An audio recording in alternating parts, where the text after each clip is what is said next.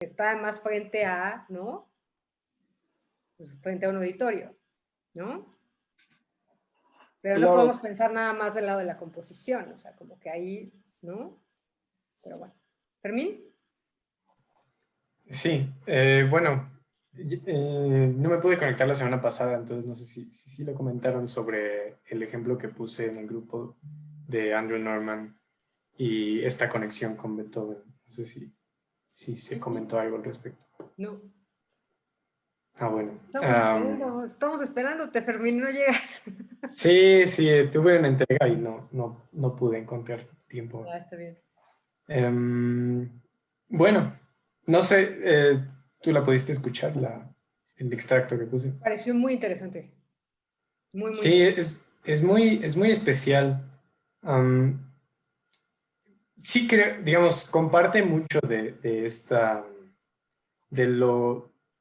una esencia beethoveniana, aunque hay muchos otros conceptos alrededor que lo expanden a otros lados. A él habla mucho de la teatralidad y de la corporalidad de la música como un aspecto fundamental para su expresión.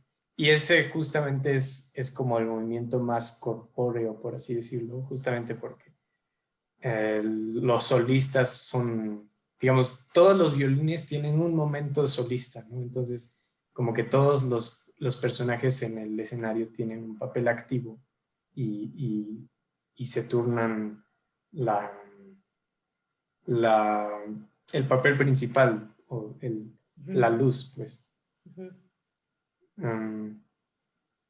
Entonces, es una forma interesante de, digamos, no solo es el desarrollo de las ideas, cómo se originan y cómo se va creando esta masa gigante de sonido a través de las más pequeñas células, sino también específicamente cómo los seres humanos participamos en esa generación de ideas que muy fácilmente se puede entender como generaciones donde el conocimiento, digamos, yo adoro la idea del meme de Richard Dawkins.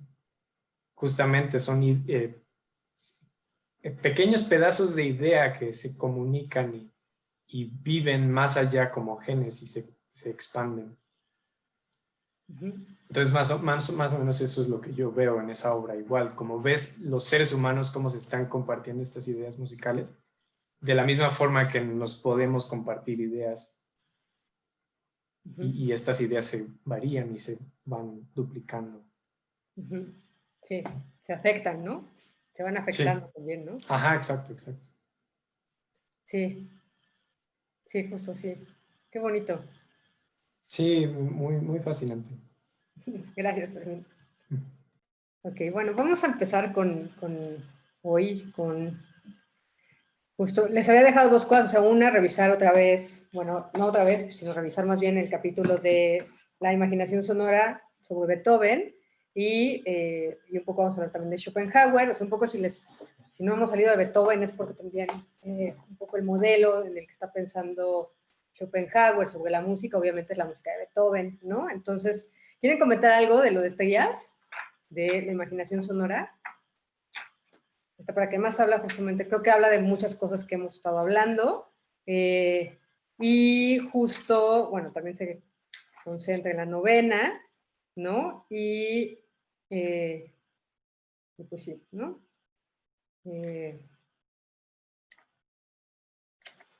No sé bien, ¿quieren comentar algo de eso? ¿Sí, no? ¿No lo leyeron?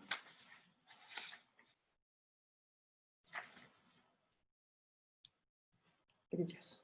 Habla de la alegría, además, o sea, como que es una parte muy bonita porque justo habla, pues, de este pensamiento de Schiller, además que obviamente está ahí, que ya lo habíamos comentado, que está a la base del romance, o sea, que, bueno, que también es romántico, ¿no? Yo no conseguí el texto. Pues sí, ¿y por qué no buscaste en el grupo? Sí lo busqué, pero no encontré el del mundo de las ideas. ¿Cómo que no lo encontraste? Ay, Dios mío. ¿Y no lo buscaste en otro lado?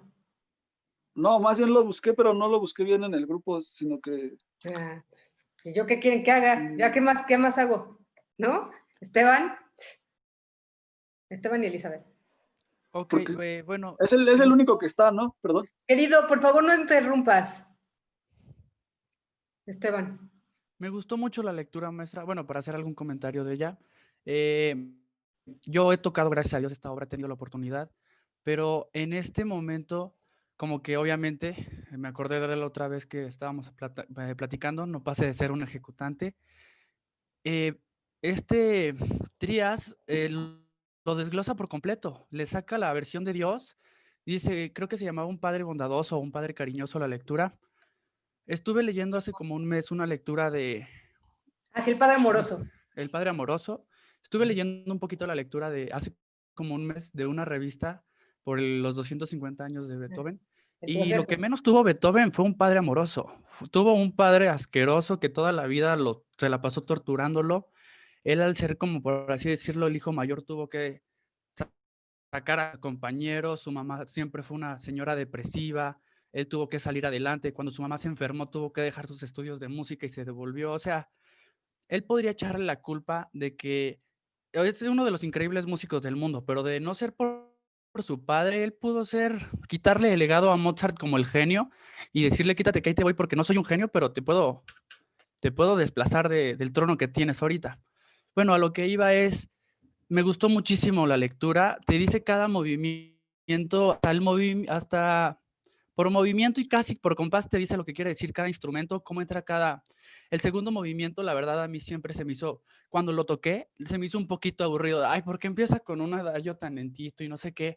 Pues me sorprendí saber que Beethoven pensaba algo así, oye, los adagios hasta para él eran de hueva, por así decirlo, que se lo saltaba con un minueto o trataba de buscarle otra forma pues de hacerlo divertido, hasta que él mismo le encontró el sentido de por qué los hacía. Y una vez que él le encontró el sentido de hacer un adagio doloroso, bonito, con música, fue que los demás compositores, creo que mismo Wagner dice, ok, a partir de este momento los adagios ya son una cosa para dejarte ir y no nomás una parte, como bien dice en la lectura, algo entre el primero y el cuarto movimiento que es para rellenar la forma sonata, ¿no? O la sinfonía. Entonces, me encantó muchísimo la lectura, me gustó cómo habla de todos los movimientos, cómo trata de meter el padre bondadoso que Beethoven nunca tuvo en un Dios misericordioso, el cual él quería reflejar. Y como dato curioso, Schiller, no sé, el que compuso la Oda, nunca, nunca tuvo la menor idea, creo que murió a los 25 o 29 años y no tuvo ni siquiera la idea de que su obra, pues a la fecha es una de las poemas más conocidos a nivel mundial. Así que qué tristeza por él, pero qué chido por Beethoven haber dicho, a ver, esto está bonito y en honor a alguien, ¿no? Sí, sí. Muchas gracias, Esteban. Elizabeth y luego Iván. Hola, buenas tardes. La... Bueno, sí, también quiero empezar diciendo que Trías es un escritor que realmente como que, no sé, causa mucho sentimiento porque te hace reflexionar muchísimo y me gusta mucho cómo plantea Beethoven justo en su explicación de la novena al inicio del libro de imaginación sonora. Yo creo que sí, o sea, sí, yo creo que sí, Beethoven era un genio. De hecho, o sea, yo tenía la percepción de que más bien Mozart como que se había quedado unos pasos detrás de Beethoven en eso, precisamente porque pues en él sí se refleja mucho esa espiritualidad, esa naturaleza, ese arte, lo absoluto, lo que estábamos, bueno, viendo la clase pasada con Schelling. Y pues claro que sí se refleja el espíritu del mundo en su música y sobre todo ese sentimiento de fraternidad que se ve en la Oda a la Alegría, que o sea, es impresionante, algo que a mí me hizo reflexionar y eso es como, bueno, es que sí, estas últimas clases han sido como un balde de agua fría porque te quedas pensando, es que claro, tú conoces la Oda a la Alegría, pero no te preguntas por qué se llama Oda a la Alegría o qué es la alegría. Y es muy choqueante el hecho de que no pues como que tú sientes que conoces ciertos conceptos y de repente te das cuenta de que no, o sea, de que pues no logras tener el alcance para poder comprenderlos. No sé, a mí me gustó muchísimo. Ay, gracias, Elizabeth. Qué bonitos, bravo. Me emociona oírlos. Iván. Hola maestra, hola a todos. Hola. Realmente la lectura sí, como bien lo dijeron antes, te pone a reflexionar y aparte creo que, bueno, de todo lo que dice, va describiendo como sus últimos años. Bueno, no sus últimos años, sino cómo es todo su proceso de compositor, ¿no? O sea, me gusta que habla de Baruch Spinoza respecto a la alegría, ¿no? Pero que al final, pues conciben la alegría diferente a nosotros, ¿no? O sea, que sí es la alegría, pero que realmente es lo que reflejas lo que tienes, ¿no? Algo así como moralidad y todo eso. Y dije, ahora, no sé, o sea, como que eso me choqueó de repente, ¿no? Y que pues al paso del tiempo, pues fueron cambiando sus estilos, ¿no? Y lo que me gustó es que al final describe que pues él mismo ya sabía pues que ya estaba mal, ¿no? Literalmente, pues en su padecimiento de la sordera, él encontraba en la música ese refugio, pero a la vez era como ese, no sé cómo podría decirlo, autoflagelamiento, ¿no? Y a la vez se redimía y a la vez sentía chévere y a la vez era así como de, bueno, pues ya, ¿no? Ya que pase lo que tenga que pasar porque no se me va a quitar, ¿no? Y pues es lo que Dios me dio y es lo que voy a hacer, ¿no? Bueno, yo lo concebí así. Entonces eso, me quedo con la parte final, el último parrafito estuvo muy chévere. Sí, bueno, hace una reconstrucción, muchas gracias, Iván. Empieza a hacer una reconstrucción que es muy importante, o sea, que todo lo que acaban de decir es muy importante, porque justo eso, ¿no? O sea, como situarnos en, ¿por qué la alegría, no? O sea, es toda la alegría que está en Schiller, ¿no? Schiller que igual, pues también es un romántico, ¿no? Él más bien, pues es como, bueno, es filósofo, también es poeta, vivía en Jena, que ya habíamos comentado eso, que Jena era el centro intelectual de la época, donde seguramente, pues en algún momento estuvieron pues, todos, o sea, desde Beethoven a Hegel, Schiller, Schelling, o sea, todos estuvieron ahí, y que es una ciudad muy pequeña, muy bonita en Alemania. Y un poco o sea, hay una cosa que los románticos, que ya lo habíamos comentado también, van a retomar, no solo la idea de Kant, que es un poco también lo que está haciendo, como decir, bueno, ¿de dónde vienen estas ideas, no? Y entonces otra vez es Kant. Yo aquí estoy un poco en contra de lo que está diciendo mi maestro Trías, pero pues como era mi maestro, pues sí le puedo decir algo, ¿no? Que es justamente la idea de naturaleza que está ahí, que está en juego en el romanticismo, ¿no? Y que viene mucho de esta lectura que van a hacer los románticos de Spinoza también. O sea, por un lado, la crítica del juicio de Kant, que ya vimos, y por otro lado, la ética de Spinoza, que es un libro absolutamente increíble, que les recomiendo que lo lean, porque es una belleza de libro y que además creo que en esta época, o sea, como que hace mucho bien leerlo. O sea, Spinoza tiene, y que justamente es lo que está un poco tratando de reconstruir Trías, justamente en esta idea que un poco Esteban ya estaba bordeando de, ¿no? ¿Qué es este Dios amoroso, no? Lo que habrá que entender es que para Spinoza, o sea, Spinoza es panteísta. ¿Qué quiere decir panteísta? ¿No? Que todo es Dios, pero Dios, o sea, Dios es la naturaleza para Spinoza.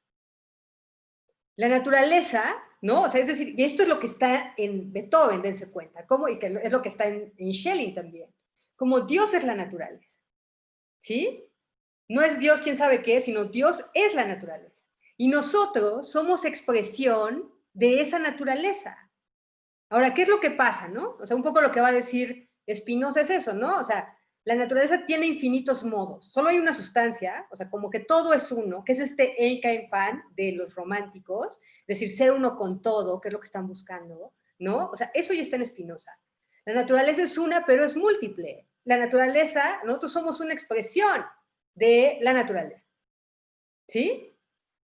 Y esto es muy interesante porque Spinoza al mismo tiempo va a recuperar, o sea, por un lado esta idea de naturaleza, que por eso lo van a excomulgar, él era judío y lo excomulgan, y por otro lado va a decir una cosa que recuperando justamente a todo el pensamiento helenista, que es justamente que, o sea, que la alegría, ¿no? La alegría es como la potencia máxima.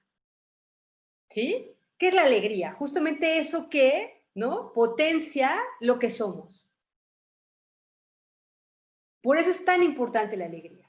Ahora, ¿qué es la tristeza? La tristeza es todo eso que disminuye nuestra potencia de actuar. La alegría es todo aquello que acrecienta nuestra potencia de actuar. Y eso, ¿no? La tristeza es todo lo contrario, ¿sí? Es lo que disminuye nuestra potencia de actuar. De ahí que la alegría para Spinoza va a ser el bien y el mal, pues justamente es la tristeza. Y aquí hay un antecedente, yo sé que aquí hay varios nietzscheanos, ¿no? Hay un antecedente de Nietzsche que va a ser muy fuerte. Spinoza va a ser el primero que va a decir que justamente estamos en una cultura de la tristeza, de las pasiones tristes, que lo único que han hecho es quitarnos la impotencia. Digo, quitarnos la potencia y volvernos impotentes, perdón. ¿Sí? Y un poco la alegría, pues el recuperar la alegría, pues tiene que ver con recuperar esta potencia, o estas potencias que somos cada uno de nosotros. ¿Sí me siguen? Y de aquí al superhombre hay un pasito, ¿eh? O sea, cuando Nietzsche lee a Spinoza, así que lo lee ya grande, así que hay una carta ahí a unos amigos que dice, he encontrado un amigo, Spinoza, ¿no? Y justo uno ve esta línea, o sea, que tiene que ver más con lo que puede hacer la voluntad de poder, ¿no? Que justamente es esto, ¿no? El poder como potencia, como actividad, como creación, diferente a este poder como dominación, impotencia y demás, que es justamente la manera en la que está construida justamente la cultura. O sea, tenemos una cultura justamente de la tristeza. Entonces, en ese sentido, creo que mucho también de lo que está jugándose aquí es otra vez esa potencia de la música que está en Beethoven. Este recuperar, o sea, cómo la música nos puede hacer recuperar la potencia. ¿Ven? Paulo y luego Iván. Bueno. Estás desesperado. Perdón. Iván que está desesperado, perdón, Paulo. Perdón, es que yo nada más quería, si pudiera repetir el libro de Spinoza que mencionó. Ética. Por favor. Es la ética de Spinoza. Ok, gracias, perdón. A los que les interesa, bueno, lo estoy viendo en una clase en filosofía. Si quieren caer, entonces, métanse al grupo de ontología. Lleva mi nombre, ontología Sonia Rangel, y estamos ya en la parte, como en la cuarta parte, pero igual algo agarran ahí, ¿no? Manden así para que los agregue al grupo. Ahora sí, Paulo. Bueno, yo tengo una pregunta, justamente hablando un poco de todo, cómo está entendiendo la alegría en el texto de Trías. Primero vi la película de Tarkovsky y luego pasé al texto de Trías. Y algo que me hizo mucho shock fue la escena donde Domenico se inmola con la novena sinfonía de fondo. Uh-huh. Y un poco me queda esta duda, ¿por qué se inmola? ¿Por qué se inmola? ¿Por qué se inmola y por qué la oda a la alegría? ¿Qué está diciendo Tarkovsky? Es que no sé si pensarlo en algún momento como... porque incluso el audio falla al momento de hacerlo. Sí, claro. Y no sé si pensarlo como que este universo que crea Beethoven en la novena falla en toda esta melancolía que está en todo el film. No falla la melancolía, lo que falla es más bien pues, todo el proyecto civilizatorio que se impone a este otro orden del mundo del que nos está hablando Beethoven, que es lo que nos está hablando el romanticismo. Esta cuestión, otra vez, para decirlo otra vez, pues lo sagrado.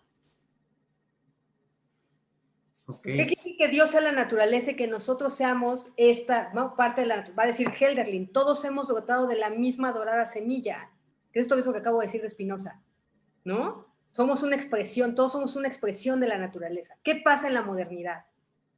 En la modernidad capitalista, que es la que se realiza. ¿Qué es lo que pasa? El dominio, explotación de la naturaleza, el hombre por el hombre. Sí, esta separación, continuo. Esto que decíamos ya con Hegel, ¿no? O sea, como el mundo es hegemónico, ¿no? Ok. Sí, entonces es la falla completa de la modernidad. Es la tragedia. Supongo que también lo vimos con lo de melancolía. O sea, eso es justamente este hombre es un héroe trágico igual. Ok.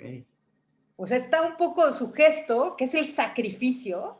¿Para qué hay un sacrificio? ¿Cuál es el sentido del sacrificio? Que después la siguiente película de Tarkovsky va a ser sacrificio. El sacrificio es justamente eso, ¿no? Recargar el mundo, porque el mundo ya no tiene sentido. Esta pérdida de sentido, y de repente otra vez, ¿por qué otra vez esto que Beethoven ya nos estaba diciendo? Hay que volver, ¿no? Es que es increíble, o sea, cómo Beethoven está anticipando, o sea, nos está diciendo desde antes ¿no? ¿Cuál es la vía también? Está insistiendo en esto. Y lo que hicimos fue no escucharlo. Y de repente Domenico es, volvamos a escuchar a Beethoven. Ok. Cuando ya no hay sentido, cuando estamos, por eso termina el texto de Trías también hay, así, donde crece el peligro, crece también lo que salva. Wow. Ya veo. Ya veo. Es mucho para digerir al mismo tiempo. Sí, sí, yo sé. Ay, ¿algo más? No, Ok, bueno. por ahorita. ¿Eh? Por ahorita es todo. Ok, gracias, Paulo. ¿Isaías? Sí, perdón, sí. Bueno, también quería opinar respecto a Beethoven. Ah, se me hace un ser humano súper impresionante Beethoven. Y bueno, ya respecto a todo lo que dicen, creo que igual Beethoven, si bien creo que todos los músicos y compositores pues tienen la labor de hacer llegar la música, pero creo que sobre los sentimientos que se comparten al hacer una obra donde las personas pueden escuchar y compartir el mismo sentimiento, pues creo que es algo muy particular de Beethoven, sobre todo con la novena sinfonía.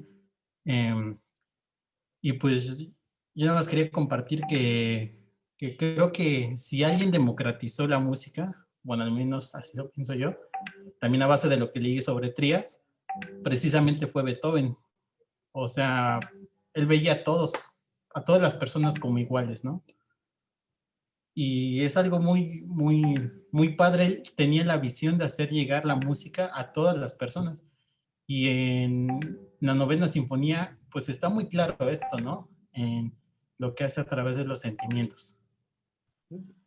Pues bueno, esa era mi aportación, que creo que me parece que él democratizó la música, pienso.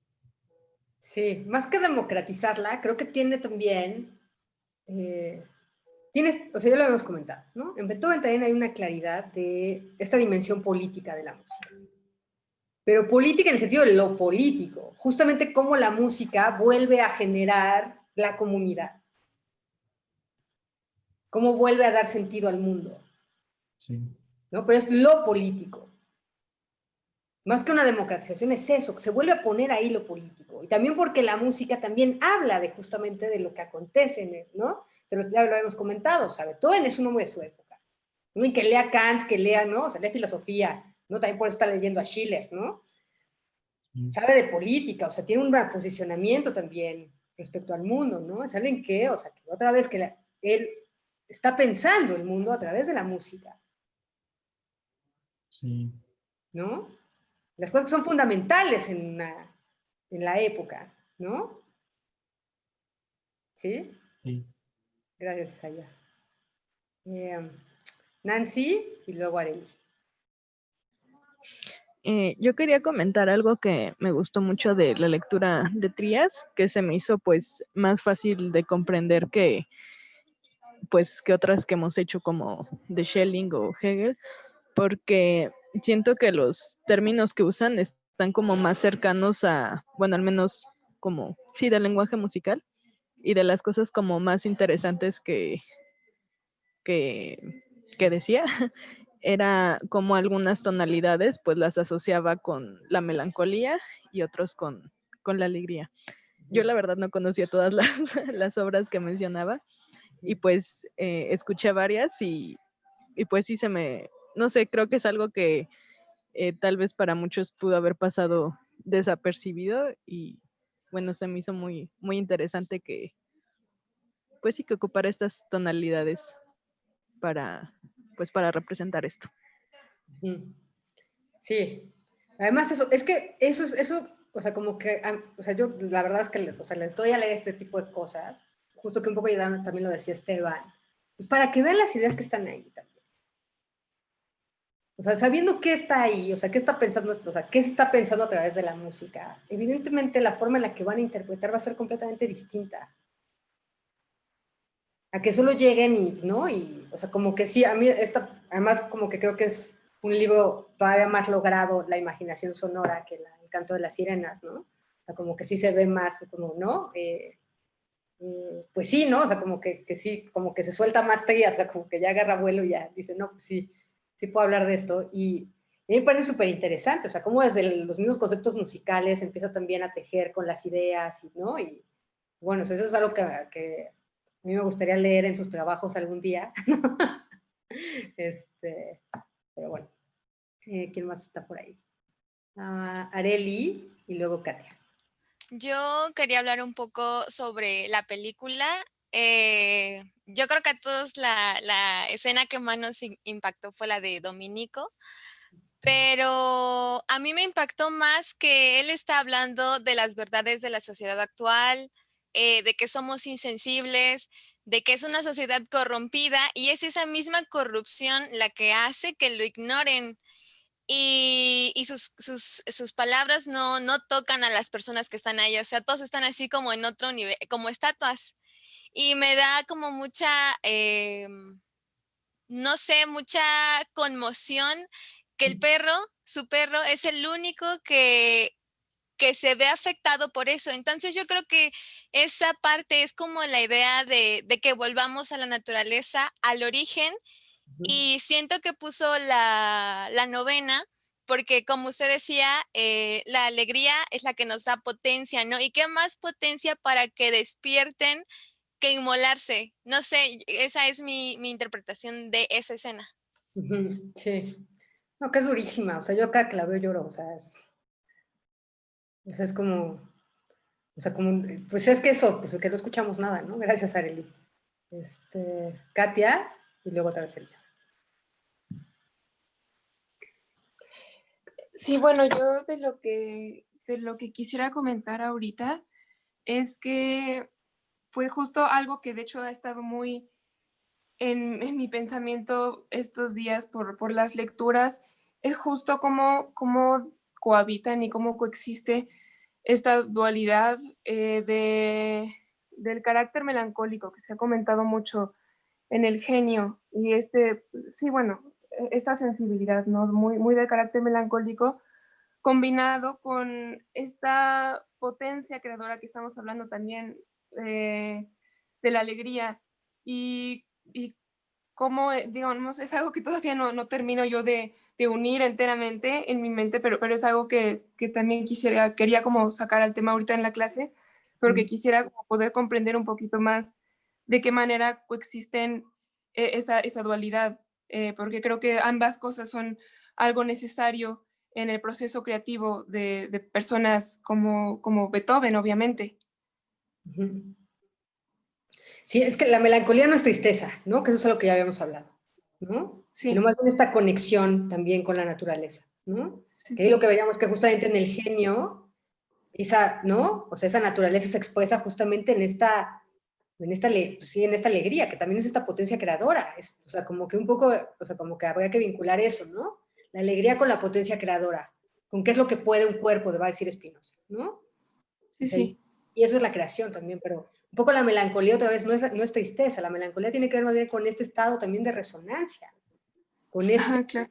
con esta búsqueda del uno todo, ¿no? De los románticos también, ¿no? Que tiene que ver también otra vez con pues con esta idea de lo sagrado también que hemos perdido, ¿no? En el caso de la peli, por ejemplo, también la película se llama Nostalgia. La nostalgia y la melancolía también son cosas distintas, pero la nostalgia tiene que ver con ese extrañamiento de la casa, ¿no? Sí. Y es un poco eso, cuando hemos perdido el suelo, cuando hemos perdido nuestro lugar en el mundo, cuando hemos perdido ¿no? De repente, pues eso es lo que tiene Domenico. Y de repente además que es muy interesante, cómo le transmite este sentido del milagro. O sea, cuando dejamos de creer en milagros, ¿no? Lo que es el milagro, que no tiene que ver, otra vez no tiene que ver con el Dios de la iglesia, no tiene que ver más bien con divinización del mundo. ¿Sí? O sea, ¿cómo le puede transmitir esto a este poeta que está, o sea, que justo, o sea, no tiene ese sentido? O sea, cómo esta inmolación de Domenico, ¿no? Que lo que está haciendo, pues también es eso, pues es, o sea, tratar de generar esta recarga del mundo, pero también que es el mismo gesto del poeta que trata de cruzar ¿no? Las aguas, ¿no? Estas aguas, bueno, está como pileta que, ¿no?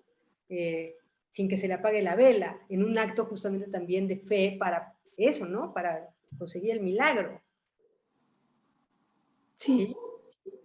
La melancolía tiene que ver con eso, la nostalgia tiene que ver con esto otra vez, con esta pérdida, o sea, con sentir que hemos perdido el suelo. Sí, sí, claro. ¿No? Gracias. No, de qué a ti. Justo la música lo que haría, que eso es lo que siempre les digo, ¿no? Desde la primera clase creo que se los dije, o sea, cómo la música en media hora, en una hora, en 2 horas, en lo que dura, hace habitable el mundo. Elizabeth, gracias, Katia. Gracias. Sí, justo iba a hablar de eso de Domenico transmitiéndole esa fe al poeta, pero también hubo otra parte que me llamó mucho la atención, sobre justo Domenico y la forma en cómo lo llaman el loco, ¿no? Y entonces leyendo a Schopenhauer vi su definición de loco, que en realidad no es como tal cual, o sea, locura mental o algo así, sino es una manera de sobrevivir al dolor.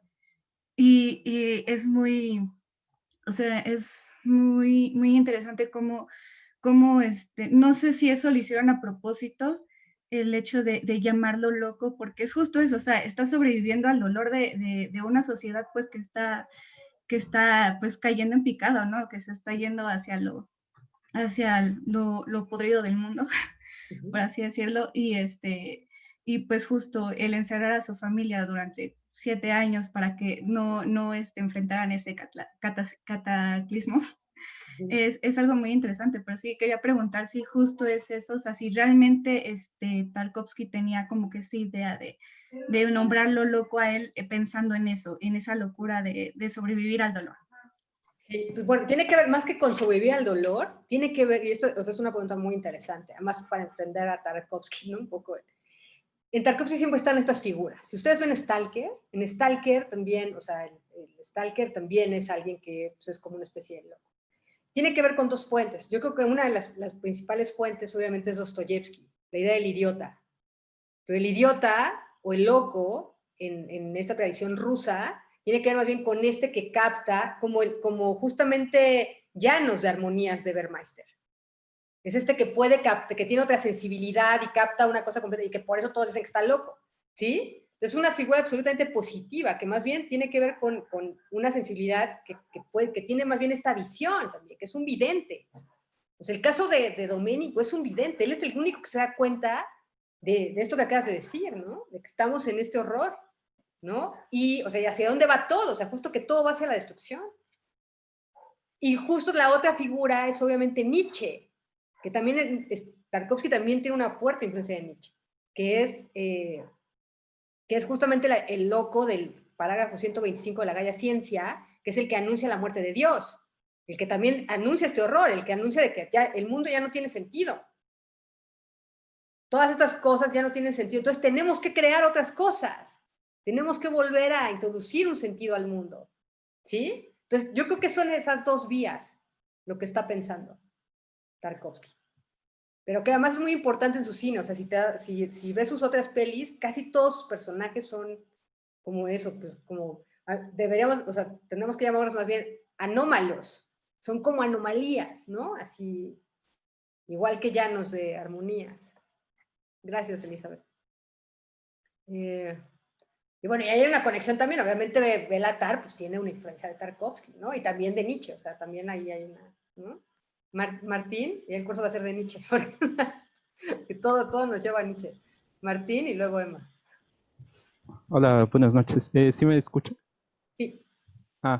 Bueno, respecto a la película, bueno, sí, me gustó, pero no me quedó muy bien, no me quedó claro todo, así que me puse a investigar un poco al respecto y encontré un video sobre un debate donde está José Antonio Valdés, y se me hizo muy interesante lo que él explica sobre al respecto de la historia de Tarkovsky, que es casi que es la historia del personaje o del músico que está investigando este poeta, Ujú. que no recuerdo su nombre, y menciona lo que él llama nostalgia de la pérdida, de que Ujú. como él se fue de su país, o sea, él se fue con la idea de que va a poder lograr hacer más películas o hacer más proyectos, pero al momento de salirse uno pierde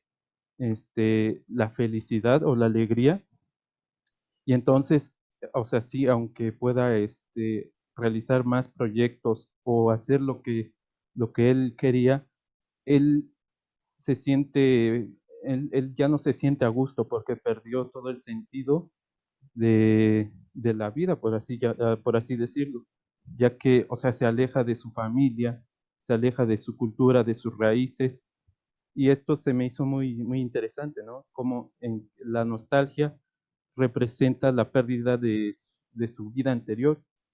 Y otra cosa que menciona o sea, en el debate que vi, es de que en la película se menciona que los artistas y los locos son los únicos que pueden salvar a la humanidad de todo el caos que estamos viviendo actualmente. Ujú. Sí. Y eso es todo. Sí, bueno, hay un matiz, ¿no? Lo que pasa ahí, y que bueno, ahí les voy a recomendar un ensayo que yo creo que es la mejor.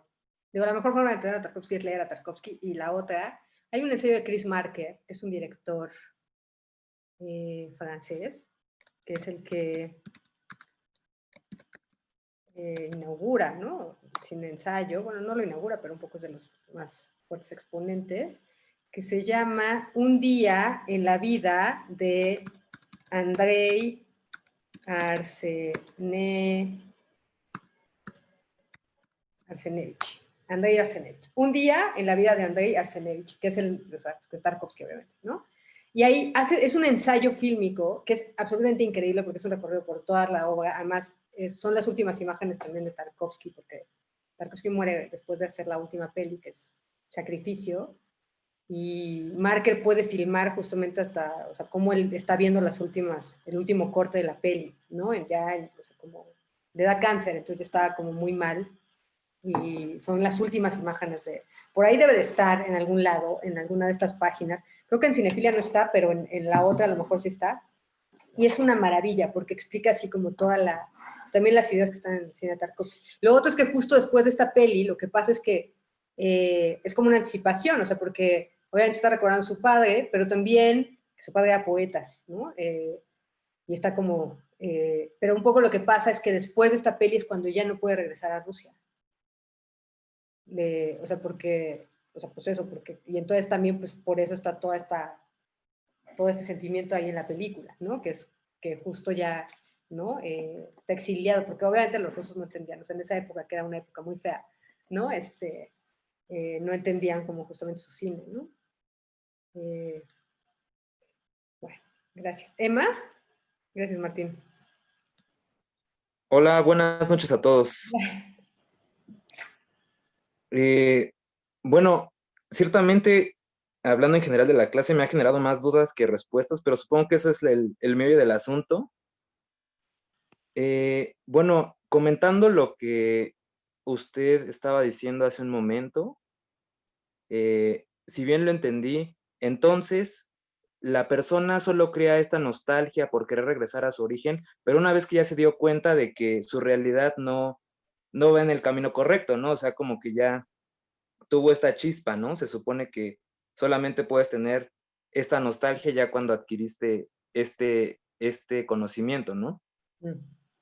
Pero entonces a lo que quiera acercarse es a la naturaleza, ¿no? Pero ahí me choca con lo que dice o con lo que plantea Schopenhauer en la lectura. Bueno, porque él compara a Platón con Kant, ¿no? Con lo que dicen que es la realidad, ¿no? Pero entonces yo me pregunté si la naturaleza es el origen o simplemente es una idea, simplemente se refleja, igual que todas las otras cosas, ¿no? Sí. Ahorita vamos a eso, ya vamos a entrar a Schopenhauer, ¿no? Ahorita vamos a eso, ¿no? O sea, justamente, porque retoma, digamos que hace un malabar con con Platón, ¿no? No es, básicamente, no es el Platón del Topos Uranus, ¿no? O sea, como que ahí hay un matiz que es importante señalar, ¿no? Déjale de la palabra a Brenda y ahorita ya entramos a... Ok, gracias. Gracias, Emma. Brenda. A mí me gustó un buen la película de Tarkovsky. Bueno, la primera vez que la vi, pues no entendía ni qué estaba pasando. O sea, como que la vi y dije, ay, pero qué onda.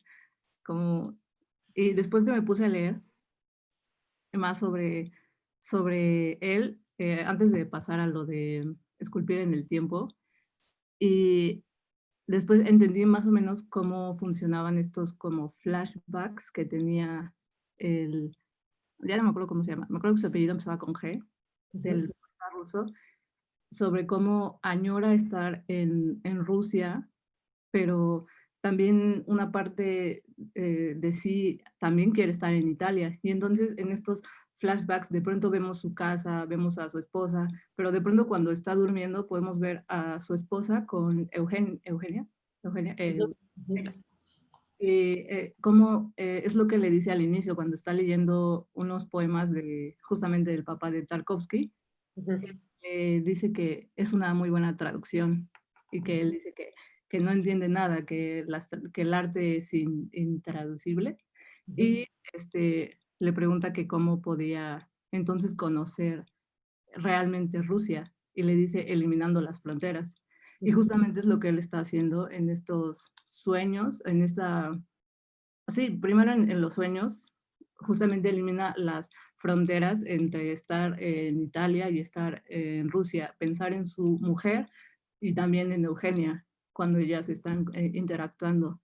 Y así como va avanzando y de pronto tiene como conexión con Domenico, y esta revelación como de la fe, y también empezamos a ver los flashbacks de Domenico y de sus hijos y de su onda paranoica de querer salvar el mundo, de que él tiene la respuesta tal cual, él va a tomar acción primero quería salvar a su familia, pero después se da cuenta que en ese egoísmo no podía realmente, no estaba logrando algo, entonces por eso decide extenderlo a los demás.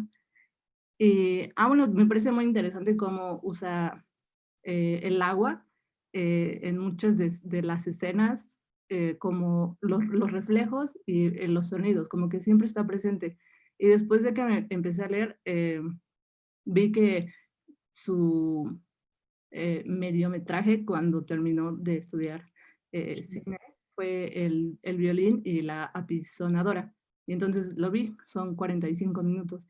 Y que desde ahí empezamos a ver como estas pequeñas cosas que va desarrollando Tarkovsky a lo largo de sus películas, que no son muchas también. Entonces, bueno, me hizo interesarme más en él y ver más sobre lo que ha hecho.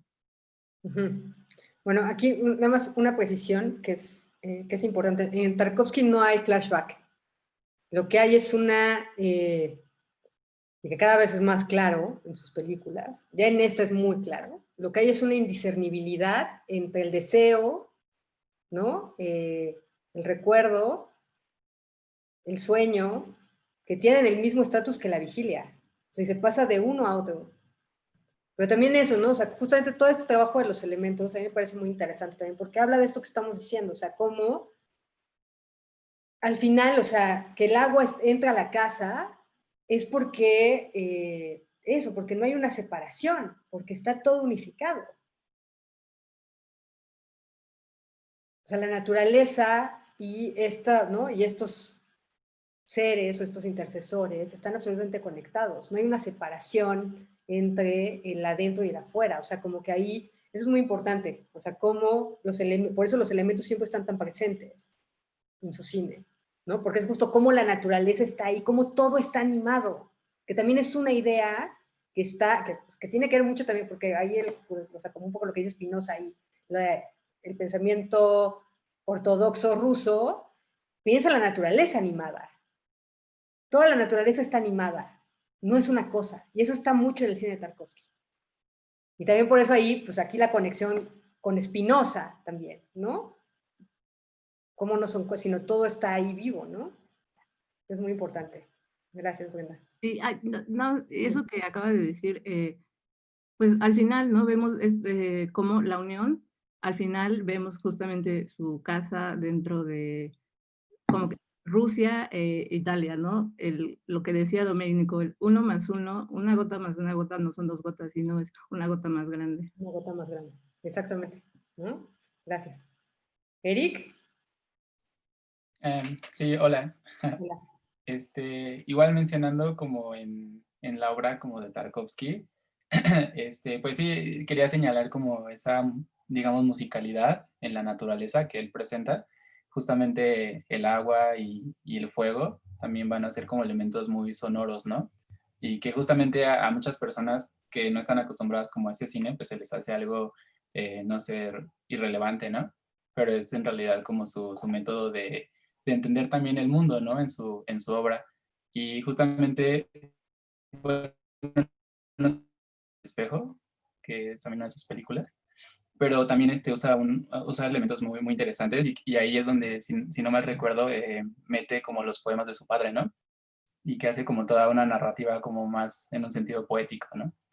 Y sí, también en el sacrificio, como tiene como una visión de esa cuestión de despojo, ¿no? De todos los bienes como materiales que de alguna manera corrompen como a la humanidad, ¿no? Como esa, no sé cómo decirlo, hambre de devorarse todo y que al final de cuentas creo que es en lo que te tienes que deshacer, ¿no? Para poder, digamos, encontrar una, pues no sé si decirle como dualidad o estabilidad, como espiritual también. Entonces es como muy interesante y todo eso se expresa igual en lo sonoro. Sí. Sí, eso es muy importante. O sea, también por eso les dejo a Tarkovsky, porque si alguien empezó a trabajar, yo creo que los que primero empezaron a desarrollar como toda esta potencia de lo sonoro, tanto en la utilización de la música como justamente en el diseño sonoro, son Kubrick y Tarkovsky.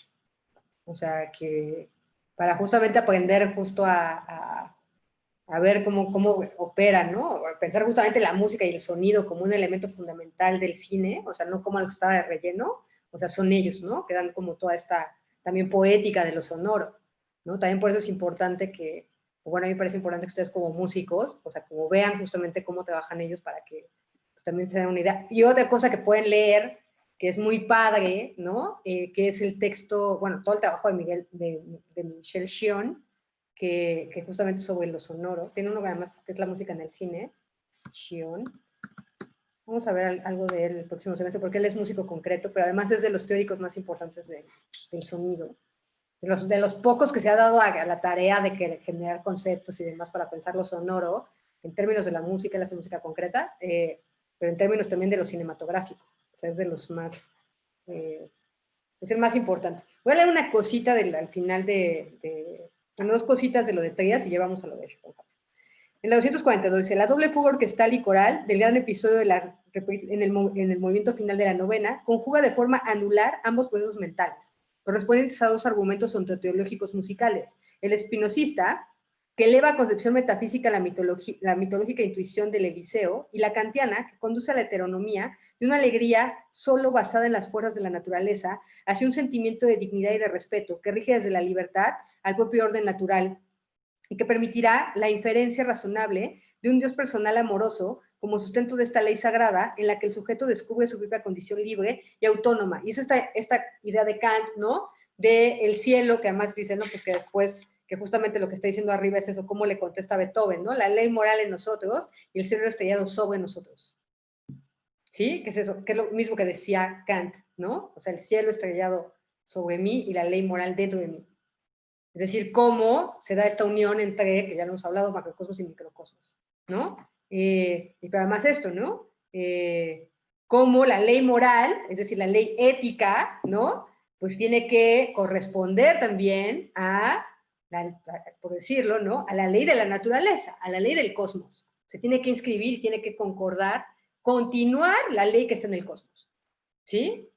Pero desde la conciencia, ¿no? Y luego al final, ¿no? Dice, como decía Hölderlin, pero donde hay peligro crece lo salvífico. La música es una forma de conocimiento que salva. Una gnosis cuyo objetivo es la salud física, anímica, espiritual. Claro, porque estamos enfermos. ¿De qué? De tristeza, ¿no? De puras pasiones tristes. O sea, ¿qué es el capitalismo? Sino justamente también continuar con esa cultura de la tristeza. Salud de la persona, salud también de toda la humanidad, que es aclamada en el final de la 9ª Sinfonía. Puede, pues, pronunciarse, ya en los últimos espacios musicales de este gran compositor, una auténtica canzona de regraciamiento, remite al fiero acoso de la enfermedad sobre el paciente.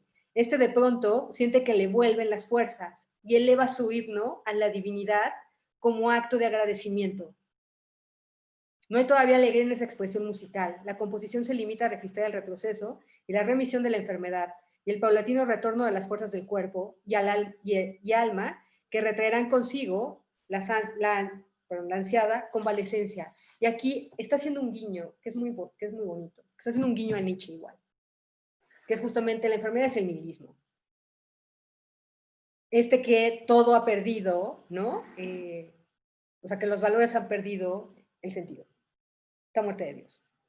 ¿Sí? Y que justamente lo que se trata es volver a introducir el sentido al mundo. Y esa es nuestra enfermedad, o sea, seguimos en el nihilismo. ¿Sí? Que es la negación de la vida. Que toda la cultura es una negación de la vida. Ok. Empezamos, ¿no? Obviamente el capitalismo, igual, ¿no? Ok, vamos a Schopenhauer. ¿Preguntas hasta aquí, Yuridia? Sí, quería volver a poner mi pregunta sobre la mesa, ya aprovechando que empezamos con Schopenhauer. Ajá. Pues sí, es sobre el concepto de voluntad, porque me tiene muy confundida. Es que al inicio, en el primer parágrafo, dice que la voluntad es la cosa en sí, ¿no? Y esta voluntad puede ser representada por el principio de la razón y por la idea de diferentes maneras. Bueno, más bien puede ser objetivada de dos maneras diferentes, ¿no? De manera mediata e inmediata. Entonces hasta ahí como que me queda claro, ¿no? De la cosa en sí. Pero después, por el parágrafo 33, 34, hace un equivalente de la voluntad con el cuerpo. Y el cuerpo con el objeto, ¿no? Con los objetos. Entonces ahí es cuando ya empieza a surgirme la duda de entonces, ¿qué es la voluntad? ¿No? Porque también dice que el principio de razón crea el mundo como voluntad, mientras que la idea, ¿no? crea el mundo como representación, ¿no? Y entonces ahí ya pienso, ¿representación de qué? Entonces bueno, sí, en conclusión estoy muy confundida con ese concepto y me parece que es pues importante pues profundizar en él, ¿no? Porque es clave, ¿no? En todo lo que está postulando. Entonces sí, esa es mi duda. Sí. Un poco lo que va a decir Schopenhauer. ¿Quieres decir algo, Fermín? Bueno, un poco sobre justo esto que estamos hablando. Extender la duda tal vez y también resolver algunas cosas.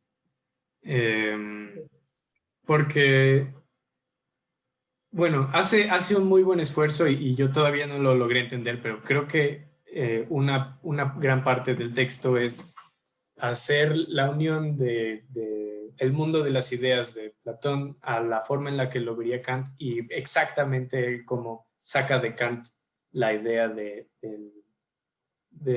la voluntad. Entonces, yo no lo logro entender del todo. Entonces, eso es lo que agrega a la duda, como para ver exactamente cómo va de una cosa a la otra. Pero sí entiendo que, o sea, lo que está en la parte más profunda del asunto es diferenciar el mundo de la representación con el mundo de los objetos. Sí, más bien el mundo de la voluntad, o sea, para Schopenhauer la voluntad es la esencia del mundo. Entonces lo que primero que tenemos que entender es eso, ¿no? O sea, un poco, ¿qué quiere decir que sea la esencia del mundo? Que tiene que ver justamente con eso que ya decíamos que también es Spinoza, que obviamente Schopenhauer, como muchos filósofos, es de estos que agarran cosas y que no dicen de dónde las sacaron, ¿no? Y obviamente tiene que ver mucho también con la idea de Schelling, ¿no? La voluntad es, ¿no? Es la esencia del mundo, ¿no?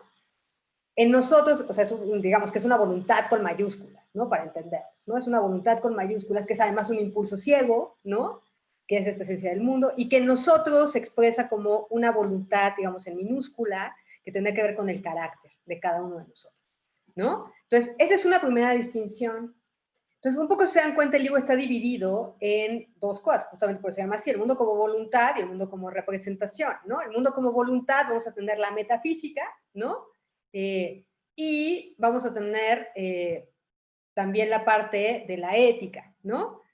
En el mundo como representación, justamente lo que va a hacer Schopenhauer es hablar de pues, lo que sería lo que está dentro del principio de razón, que sería la ciencia, y el otro sería el arte, ¿no? Que son estos dos lados. ¿Qué es la representación? La representación ya es una mediación, por eso dice, ¿no? La voluntad se expresa de manera inmediata. ¿Cuál es esa manera inmediata? Las ideas, ¿no? Eso es una manera inmediata. Las mediatas, es decir, las que ya están mediadas, son las que pasan por el principio de razón. La ciencia, ¿no? El conocimiento, o sea, los conceptos. Pero también la representación artística, ¿sí? Esto va a ser muy importante, porque esto no va a aplicar a la música. Por eso dejamos la música aparte, ¿no? Es un poco retoma en esta conciliación, un poco lo que hace un poco es retomar, un poco lo dice, ¿no? Sus grandes fuentes son obviamente Kant y Platón, ¿no? De Platón toma esta idea de toma las ideas, pero las ideas, digamos que se expresan justamente, son formas en las que la voluntad se expresa como, por decirlo, como árbol, o como, no están quién sabe dónde, están en el mundo, ¿sí? O sea, digamos que son configuraciones, por eso son objetivaciones, todas las cosas son objetivaciones de la voluntad, ¿sí? Ajá, como un nivel todavía más de Platón, ¿no? Donde están las representaciones, las ideas y luego la voluntad todavía más atrás. O sea, sí, exactamente. Está primero la voluntad, ¿no? Vamos a ver la próxima que está algo antes de la voluntad, bueno, que está junto con la voluntad, ¿no? Pero un poco lo que va a salir de la voluntad, esto es interesante, ¿no? Lo que sale es por las ideas y el mundo. O sea, la naturaleza, ¿no? Y las ideas, son las que son inmediatas. Sí, sí, sí. Ahí es donde está mi duda, ahí justo ahí, porque justo en el principio de razón dice que los sujetos, no sé, que utilizamos este principio de representación, somos esclavos de nuestra voluntad, ¿no? Y entonces ahí ya no me queda tan claro, o sea, porque yo pondría de ese lado al sujeto cognosciente, ¿no? Porque la idea es la objetivación más pura, digamos, de esta voluntad. Entonces ahí... Pero para llegar a esa idea pura, se tiene que anular la subjetividad, y eso es el genio. Ajá, sí. Porque lo saca dentro del principio. ¿Qué es el principio de razón? La causalidad. ¿Sí? ¿Y qué es lo que pasa con el arte? El arte lo que hace, ¿por qué va la idea? ¿No? El arte va a representar las ideas. ¿Por qué? ¿No? Porque saca, ¿no?, las cosas de la causalidad. ¿Sí? Sí, sí. Esa es la diferencia. O sea, cuando estamos en la cotidianidad, estamos dentro del principio de razón. Ahí hay subjetividad que está operando. Pero el arte justamente es sacar del principio de razón. Y entonces nos hace ver la idea. ¿Sí? Intuir la idea. ¿Sí? Sí, sí, sí. Mejor o peor. Sí, sí, sí. Por eso dice, sí. ¿no? Voy en el 30, ¿no? Hacia el final del 30 dice. En cambio, la idea no cae bajo ese principio, o sea, no cae dentro del principio de razón, no cae dentro de la causalidad, ¿sí? Es como eso, el amor puro. Es decir, un amor que, o sea, que si bien nos puede hacer sentir a todos, pero no se reduce al amor particular de cada quien, ¿sí? Esto que decíamos de Tarkovsky, o sea, Tarkovsky, cuando, bueno, lo que estábamos viendo justo con Beethoven, ¿no? Con Schiller, es la alegría, no es una alegría particular, es la alegría, ¿sí? Igual, ¿no? O sea, en Tarkovsky, la nostalgia, a partir de una nostalgia particular, puede captar la nostalgia universal, por decirlo, de alguna manera. Por eso el arte es universal, ¿no? Sí, es como justamente ir a la idea, que ya, además es algo que hemos visto todo el semestre, que estamos hablando aquí de ideas estéticas, no de ideas platónicas, que esa es ¿no? Eso es un poco también digamos, la clave de entender a Schopenhauer y cómo juega con Platón y con Kant, ¿no? Tendríamos que pensar que son ideas estéticas. porque no son abstracciones, no son topos uranos, por eso decía, ¿no? Dice, en cambio la idea no cae bajo ese principio y por eso no le incumbe ni la pluralidad ni el cambio, mientras los individuos en que se presenta son innumerables, inevitablemente devienen y desaparecen, la idea permanece inmutable, como una y la misma, sin que el principio de razón tenga ningún significado para ella. Ahora bien, como dicho principio es la forma bajo la que se halla todo conocimiento del sujeto en cuanto éste conoce como individuo, las ideas como tales también residen totalmente fuera de la esfera del conocimiento del individuo. No tienen que ver con el conocimiento, pero sí con esta intuición estética. ¿Sí? No es el conocimiento porque no tiene que ver con el concepto. Tiene que ver con la expresión de la voluntad. ¿Sí? De ahí que si las ideas deben tornarse objetos del conocimiento, estos solo pueden acontecer al suprimir la individualidad del sujeto cognoscente. Y esto va a ser el genio, el que puede ver la idea directamente fuera del principio de razón. ¿Sí? Sí, sí. ¿Mejor? ¿Sí? ¿Yo Sí, diría? bueno, es que sí, es que eso sí lo había comprendido, solo más bien era como el uso de este concepto para también, pues sí, en el principio de razón y de los sujetos que están sujetos al principio de razón. Esa era mi confusión, o sea, eso sí lo entiendo, lo que acabas de explicar, y de hecho, después de ver la película, como que pude hacer algunas correlaciones entre esto que postula Schopenhauer y por ejemplo, con la figura del genio o la figura del sujeto cognoscente con el poeta, ¿no? Con Andrei, en varios sentidos, que no sé si deba esperarme, o sea, que sigamos hablando un poco de Schopenhauer y ya después lo hablo o lo digo de una vez. Ya que tienes la palabra. Bueno, pues sí, una es como este estado contemplativo, ¿no? Pues sí, de una total absorción en su objeto de contemplación, que como dices, decía Brenda que eran flashbacks, pero sí, no son flashbacks, ¿no? Son más bien, yo los veo como las ideas, ¿no? Bueno, este aspecto contemplativo, este distanciamiento con el mundo, ¿no? Emocional, o sea, con los personajes con los que aparece y también con nosotros, con los espectadores, como que emocionalmente está distante, ¿no? Y lo que alcanzamos a ver son estas ideas, estos cuadros en blanco y negro. Y hay algunas partes en la película en que también se da cuenta de su propio distanciamiento, ¿no? Como que dice, no sé qué está pasando, ¿no? Nunca, no me doy cuenta de quiénes están a mi alrededor, de qué es lo que está sucediendo. Bueno, de eso de la figura del sujeto cognosciente. También hablando de las ideas y de estos cuadros que aparecen en blanco y negro, justo estas características que están fuera de las formas del tiempo, el espacio y la causalidad, ¿no? Son atemporales, pues el espacio, como decía Brenda también, pues no hay fronteras, ¿no? Al final vemos, bueno, lo que podemos intuir que es su casa en Rusia, que es su familia en Rusia y también Italia, en el mismo lugar, ¿no? Y causalidades pues no conocemos, ¿no? Solo aparecen y continúan y así justo no solo suceden en sus sueños, sino también en su vigilia. Y bueno, creo que eso es todo por ahora. Ya. Muchas gracias. Sí, está muy bien. Perfecto. Fernando y luego Fermín. Pues nada más agregando un poco a lo que estábamos diciendo de Schopenhauer, me acordé un poco de lo que estaban, bueno, un poco de la lectura, que creo que ubica la voluntad como dentro de lo que es eterno, ¿no? E infinito, y que precisamente las individualizaciones de esto, se expresan a través del tiempo y el espacio, ¿no? Y de esta manera como que nosotros podemos percibirlos. Y estas individualizaciones nosotros las podemos conocer a través de la razón y la ciencia. Pero para conocer la voluntad necesitamos llegar a ella a través de las artes. Bueno, del arte creo. Creo que así lo entendí, ¿no? El arte es el que te conduce hacia la voluntad. Y las ciencias más bien son como las exploraciones de estas como entes individuales, ¿no? Y sus relaciones con nosotros, pero todo existe como dentro, bueno, lo entendí como dentro de un plano como aquí, ¿no? O sea, como que no hay nada más allá.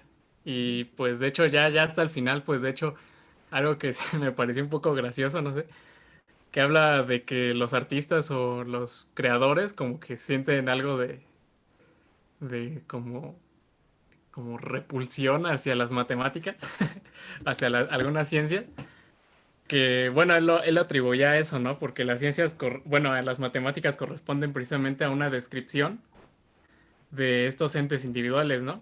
Y el arte, pues es algo que va más hacia lo eterno, que es esta voluntad, ¿no? De la que habla Schopenhauer. Sí, va hacia las ideas, no hacia la voluntad, hacia las ideas. Ah, precisamente esa era una duda que tenía, porque, bueno, como que hace comparación primero de Kant y de Platón, ¿no? Y bueno, la idea del eterno en Platón son como las ideas, ¿no? Y en Kant, creo que tiene otro nombre. Creo que para Kant las cosas que son individuales y que percibimos en este mundo, las describe como fenómeno, ¿no? Y lo que es eterno tiene otro nombre, ¿no? Pero no me acuerdo cómo se llamaba. No, no, no, no, no, no. A ¿No, ver, no? ahí en Kant no hay nada que sea eterno. Estás confundiendo y no tiene que ver. El noumeno y el fenómeno. Ah, sí, sí, Y ándale. el noumeno es justamente eso que no está dentro del principio de razón. Y esas son las ideas. O sea, nosotros solo en la experiencia tenemos, todo se nos da, espacio, tiempo, causalidad. Eso es el principio de razón. ¿Sí? Eso es de lo que se ocupa otra vez, lo voy a volver a repetir, la ciencia. ¿Sí? El arte va a las ideas, es decir, algo que está fuera del principio de razón. Es decir, que no está dentro de la causalidad, ni, ¿no? Ni del tiempo, ni del espacio.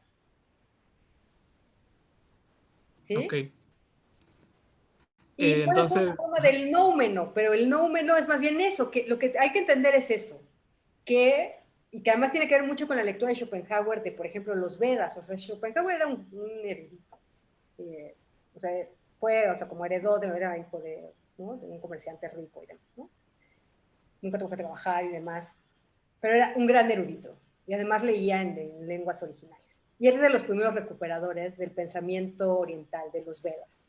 Entonces, para él, y además del siglo de oro español, ¿no? Toda esta cosa de Calderón de la Barca, de la vida es sueño, o sea, está por ahí citado, todo lo que cita además, o sea, lo cita en lengua original, o sea, él leía en español perfectamente, así como leí estos textos así, quién sabe qué idioma.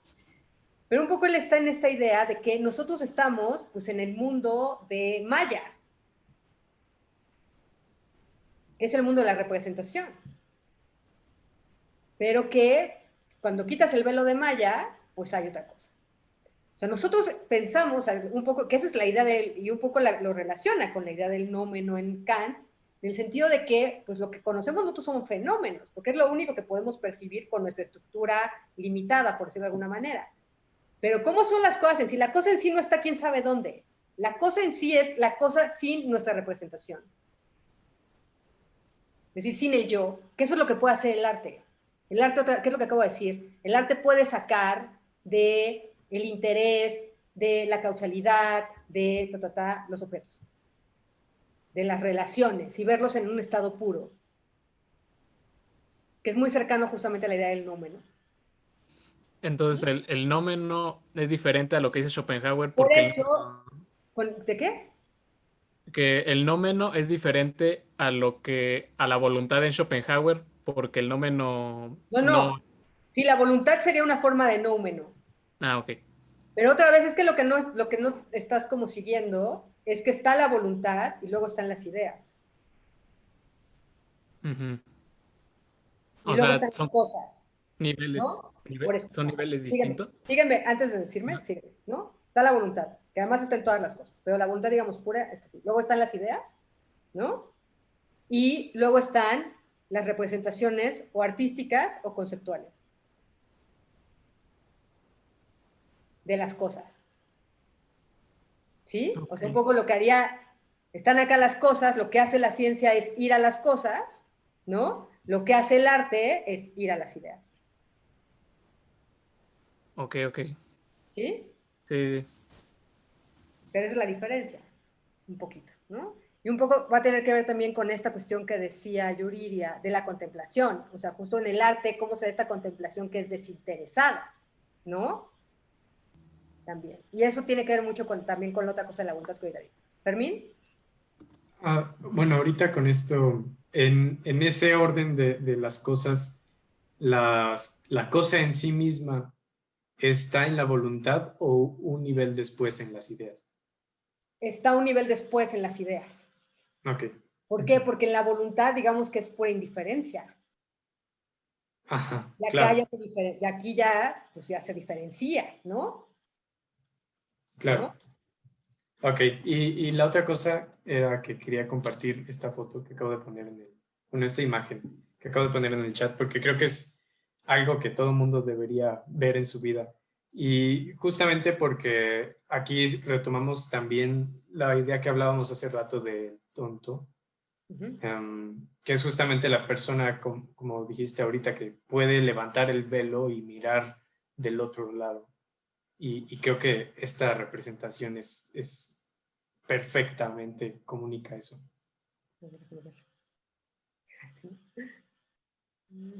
Órale, sí. Ah, qué bonito. Sí, Sí. sí, sí. Es fascinante. Por eso la quería compartir. Sí, es como si por un momento, o sea, viéramos las cosas así sin nosotros, o sea, sin poner, porque siempre el punto es que nosotros siempre estamos metiendo pues, nuestras cosas ahí, ¿no? Sí. Ajá. ¿Algo más? No, nada más por ahí. Muchas gracias por está súper bonito.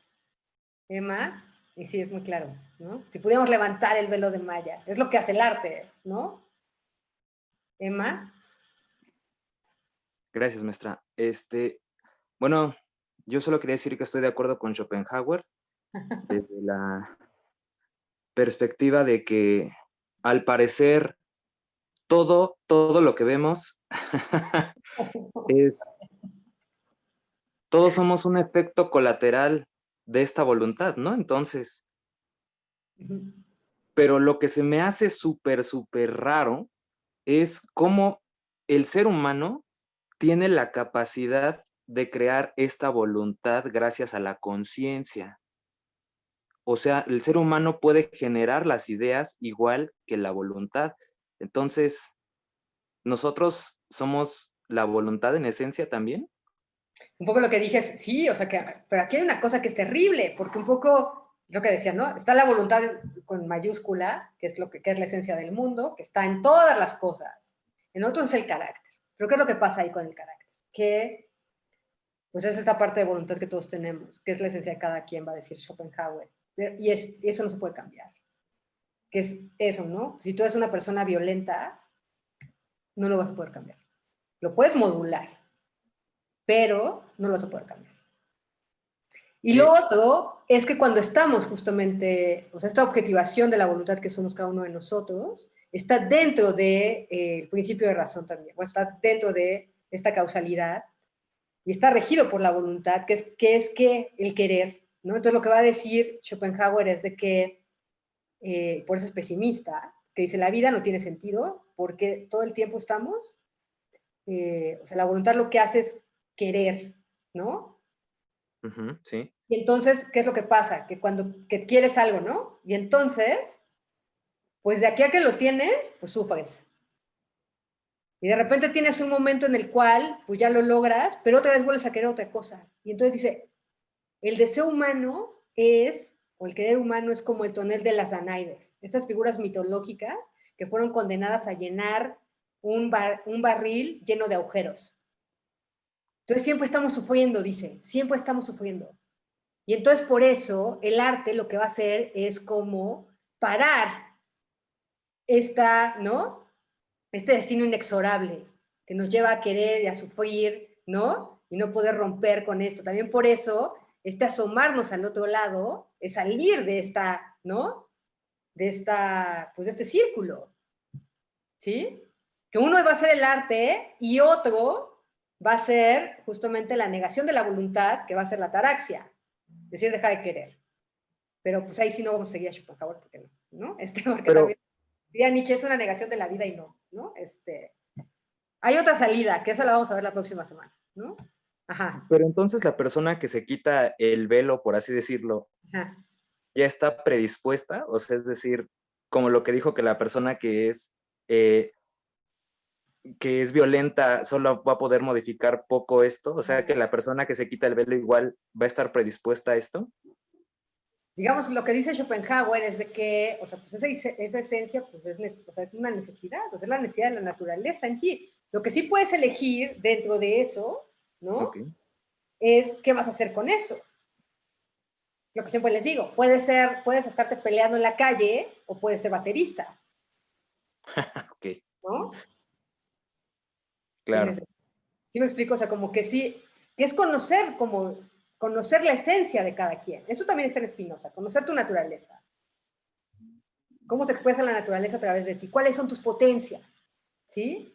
No hay que leerlo también en ese sentido, más bien de o sea, conocer nuestras potencias y entonces saber dirigirlas. ¿no? Okay. Además, en cada uno es diferente. No lo puedes cambiar, pero sí lo puedes modular. Lo puedes, ¿no? Le puedes dar forma. ¿Sí? Ok, perfecto, maestro, sí, ya. ¿Sí? Todo, Bueno, todo perfecto. ¿no? Si eres como, ¿cómo decirlo? Bueno, no sé. Bueno, gracias, Emma. Katia. Gracias a usted, maestra.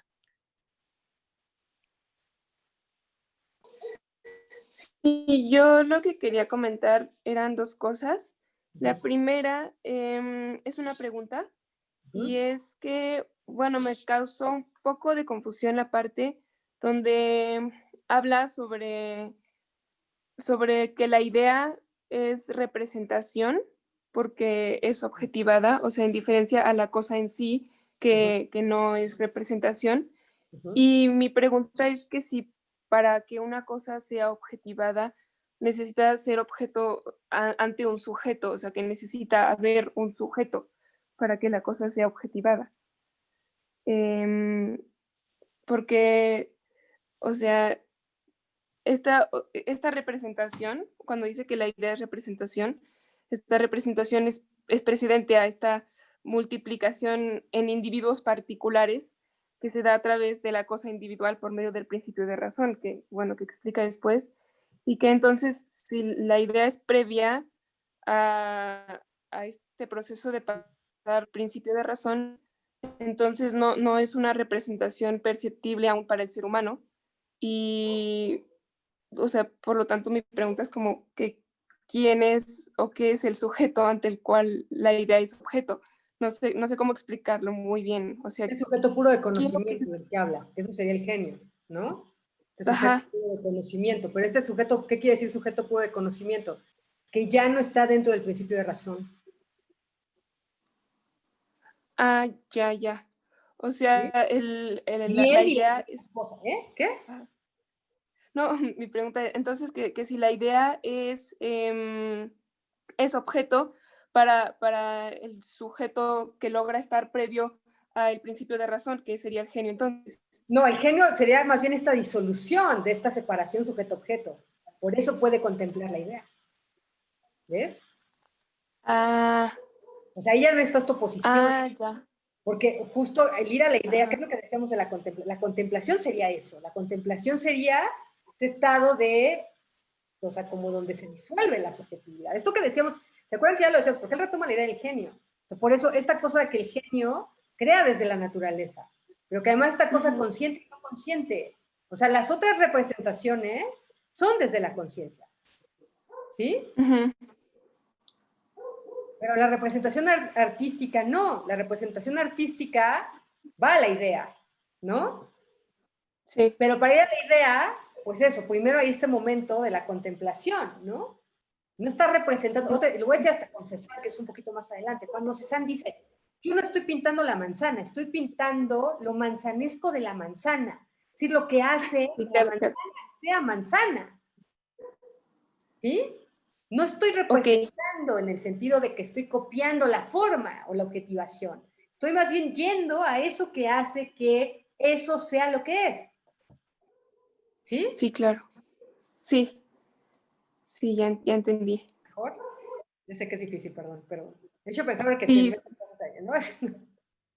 Y de hecho me ha gustado muchísimo muchísimo la lectura de Schopenhauer, creo que es de las lecturas que más he disfrutado. Y ya nada más rápido para terminar, la otra cosa que quería mencionar es simplemente que me gusta mucho esa parte que dice que como para llegar a entender pues la idea y esta representación de la cosa en sí, se requiere como este despojo de la individualidad, y eso me gusta porque me recuerda también mucho a lo que hablábamos desde el inicio del curso con Butés y este abandono de uno mismo, como en respuesta a este llamado del origen. Sí, sí, justo. Déjenme avanzar un poquito. Sobre esto que estás diciendo, voy a leer un poquito. Estoy en el 32, ahorita les iba a dar la palabra, por el 206 canónico. Dice, la idea se sustrae simplemente a las formas subordinadas del fenómeno, a todas las cuales concebimos nosotros bajo el principio de razón, que es lo que hemos estado insistiendo, cómo la idea se sustrae, no está dentro del principio de razón, es decir, espacio, tiempo y causalidad, ¿no? Sale de eso. O más bien, la idea no ha ingresado todavía en ellas, ¿ven? Es anterior justamente a que se configure en las cosas singulares, aunque sí conserve la primera y más universal de las formas, la de la representación en general, pero no es, ven, es una representación en general, pero no es una representación objetivada. El ser objeto para un sujeto, ¿no? Y después dice eso, ¿no? Que en el 34, el tránsito posible, según se ha dicho, pero a considerar solo como excepción, desde el conocimiento común de las cosas individuales hacia el conocimiento de la idea, ocurre súbitamente al emanciparse el conocimiento del servicio de la voluntad, justamente porque el sujeto cesa de ser un simple sujeto individual y ahora es un puro sujeto abolitivo. Por eso les decía lo de la voluntad, o sea que cuando estamos dentro de la voluntad, o sea, no solo es salirnos del principio de razón, sino salirnos justamente de esta tiranía de la voluntad que nos obliga a querer, sufrir, volver a sufrir, chalala. De repente es este desinterés, ¿no? Es esto, por eso dice abolitivo. Sujeto individual, y ahora es un puro sujeto abolitivo del conocimiento, que deja de rastrear las relaciones conforme al principio de razón, quedando absorto en la serena contemplación del objeto dado, al margen de su conexión con cualquier otro. ¿Sí? Para calificar esto, se requiere necesariamente de un análisis detallado que a veces puede resultar chocante, una extrañeza que disipará por sí misma en el contexto del pensamiento global participado en este escrito. Cuando erguido por las fuerzas del espíritu, uno desiste del modo habitual de enfocar las cosas y cesa de limitarse a rastrear sus relaciones entre sí con el hilo conductor de las formas del principio de razón, cuyo último objetivo siempre es la relación para con la propia voluntad, es decir, ¿en qué nos sirve? ¿Para qué? ¿No? Un poco lo que estoy diciendo. En el arte esto se suspende, que es algo que también ya está en Schiller, ¿no? Por otra parte, en las cartas para la educación estética del hombre. No considera ya el dónde, el cuándo, el por qué y el para qué de las cosas, sino única y exclusivamente el qué, lo manzanesco de la manzana, ¿no? Tampoco se interesa por el pensamiento abstracto ni se deja seducir por los conceptos de la razón o por la conciencia, sino que en lugar de todo esto consagra todo el poder de su espíritu a la intuición, enfrascándose por entero en ella y dejando que la conciencia quede plenamente colmada por la serena contemplación del presente objeto natural, ya se trate de un paisaje, un árbol, una roca, un edificio o cualquier otra cosa. Puesto que, según se sentenció el modismo alemán, uno se pierde en esos objetos íntegramente. Y esto es lo que está en Beethoven y es lo que está en Tarkovsky. Cómo se pueden perder justamente en esa audición y en esa contemplación de la naturaleza. Más claro, más oscuro. Elizabeth y luego Rosalba. Sí, justo iba a retomar eso, hablando del genio con Schopenhauer, porque me gusta mucho cómo hace como esa diferencia entre lo que es el hombre vulgar y el hombre genial, por así decirlo. Que el hombre vulgar pues, es como el hombre ignorante, es aquel que da todo por sentado y simplemente no reflexiona sobre lo que ya existe, o sea, y el hombre genial, que es aquel que es pura intuición, ¿no? Es aquel que puede romper la barrera de la causalidad, del espacio y del tiempo. Y lo que me gusta mucho de lo que dice del hombre genial es que él necesita de la fantasía, ¿no? De la fantasía para justo eso, romper esas barreras. y para ir más allá, o sea, para ver más allá de las cosas. Hay también otra parte que tenía, donde tenía duda, hablando de las ideas eternas de Schopenhauer, que es, creo que en el parágrafo 36 al inicio, en donde dice que el arte produce ideas eternas captadas en la pura contemplación, lo esencial y permanente de todos los fenómenos del mundo, y su único origen es el conocimiento de las ideas, su fin es la comunicación de ese conocimiento.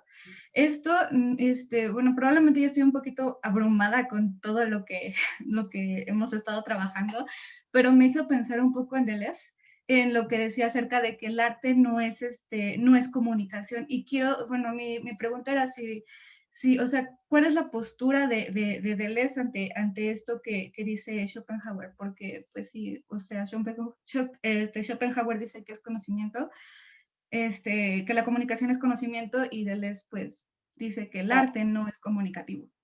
Pero aquí, por ejemplo, la comunicación es de las ideas, es este sentido común estético. Es esta resonancia, es a nivel de la intuición, no es en la comunicación como la entendemos. O sea, Deleuze está peleando con la comunicación en el sentido contemporáneo de comunicación, de que tienes un emisor, un mensaje y un receptor, y eso es como una transparencia, ¿no? Pero acá lo que se dice es comunica las ideas, es decir, nos hace intuir las ideas a nosotros que no vemos nada. O sea, el arte va a ser un medio que va a captar esas ideas, ¿no? Y que va a hacer que los demás simples mortales, ¿no?, las podamos intuir. Eso que no podemos intuir como idea directa, el arte va a hacer que lo intuyamos. A esa comunicación se refiere, ¿no? Dice un poco esto, ¿no? En un poquito donde leí adelante, ¿no? El individuo como tal solo conoce cosas individuales. El puro sujeto del conocer solo conoce ideas, ¿no? Y eso es lo que el puro sujeto del conocer es, pues, el genio, ¿no? Y que tiene que ver justamente con esto que decías, ¿no? En el 36, voy a brincar así todo, ¿no? El arte reproduce las ideas eternas capturadas a través de la contemplación pura, ¿no? Es decir, ya lo sacó de las relaciones, es una contemplación pura, ¿no? Lo esencial y lo permanente de todos los fenómenos del mundo. Y según el material con que los reproduzca, será arte plástico, poesía o música. Es decir, otra vez, el objeto del arte no son las cosas singulares, sino las ideas. Por eso va hacia atrás, va más atrás, por decirlo, que el conocimiento científico. ¿Sí? Porque el conocimiento va a las cosas, pero dentro de las relaciones de causalidad, ¿no? El arte va a la idea. Y en esto es muy romántico. Su único origen es el conocimiento de las ideas. Su única meta, la comunicación de este conocimiento, ¿no? Pero otra vez, este conocimiento no es un conocimiento en términos, ¿no?, de la ciencia. Porque tiene que ver más bien con esto, brinco un poquito, pues ahí del 36. Pues el arte saca de la corriente que arrastra el curso del mundo al objeto de su contemplación, aislándolo ante sí. Y ese objeto singular, que en esa corriente era un elemento tan insignificante como fugaz, se torna para el arte un representante del todo. Es decir, una expresión de la voluntad. Un equivalente de la infinitud que puebla el espacio y el tiempo. El arte se detiene ante este objeto singular, separa la rueda del tiempo, desaparecen las relaciones, solo lo esencial, la idea, constituye su objeto. Por eso podemos caracterizar el arte como la contemplación de las cosas independientemente del principio de razón, en oposición al examen a que conduce el camino de la experiencia y la ciencia. Pero a través de eso, o sea, intuimos la voluntad toda, ¿sí? Ok. A ver, manitas por ahí, ¿sí? Elizabeth. Gracias. No, de qué. Rosalba. Ay, qué bonito está esto. Ay, no. Rosalba.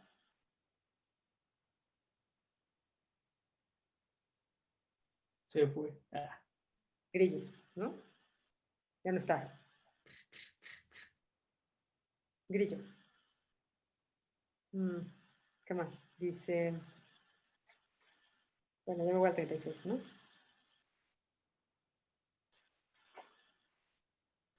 Lo del genio. Ahí adelante lo que leí en el 36. Si tienen algo antes, díganme. ¿No? 36 que está increíble, ¿no? Dice, las ideas solo pueden ser captadas por esa contemplación pura, completamente absorta en el objeto, especificada más arriba. Y la esencia del genio consiste en que prevalezca la actitud para semejante contemplación, la cual exige olvidarse de la propia persona y sus dependencias. Así la genialidad no es otra cosa que la más perfecta objetividad, es decir, la dirección objetiva del espíritu encaminada hacia la voluntad, contrapuesta a la subjetiva, que se encamina hacia la propia persona, ¿sí? Es el olvido, esto que ya habían dicho también, o sea, es butez, es este olvido de la subjetividad, ¿no? Con arreglo a esto, la genialidad es el talento de mantenerse en la intuición pura, de perderse en la intuición y de emancipar el conocimiento, que originariamente solo está al servicio de la voluntad, de tal servidumbre, esto es, perdiendo totalmente de vista su interés, su querer y sus fines, abandonando completamente por un tiempo su personalidad para persistir como puro sujeto cognoscente. Un límpido ojo del mundo. Esto está increíble. O sea, un límpido ojo del mundo. Es decir, es un acto de evidencia.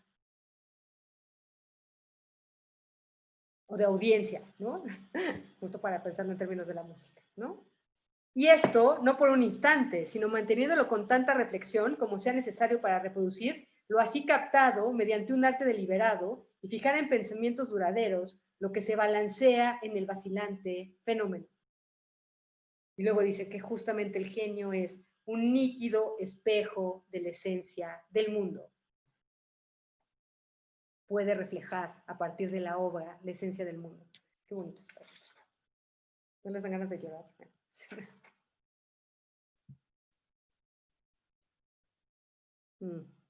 ¿Sí? Bueno, esto que decías, Elizabeth, que es increíble, ¿eh? Que cuando se vuelve... Es que además Schopenhauer... Lean el libro está increíble, porque además de repente pues, se avienta así como justo pedradas a todo el mundo, entonces es muy simpático y te da risa, ¿no? Justo esta cosa que dice del hombre, ¿no? Dice, como ya se ha dicho, ¿no? Del hombre corriente, ¿no? Como ya se ha dicho, el hombre corriente, ese artículo de fábrica que la naturaleza produce a diario, por millares, no es capaz, cuando menos, de sostener un examen plenamente desinteresado en aquel sentido que constituye la auténtica contemplación. Él solo puede dirigir su atención sobre las cosas en tanto que éstas guardan alguna relación, por mediata que sea, con la voluntad. Entonces, pero con su voluntad, con la voluntad particular. ¿Sí? Y luego dice, por contra, brinco un poquito, dice, por contra, el hombre genial, cuya fuerza de conocimiento, gracias a su superávit, se sustrae al servicio de la voluntad en una parte de su tiempo, se detiene en la contemplación de la vida misma, esforzándose por captar la idea de cada cosa y no sus relaciones con otras cosas.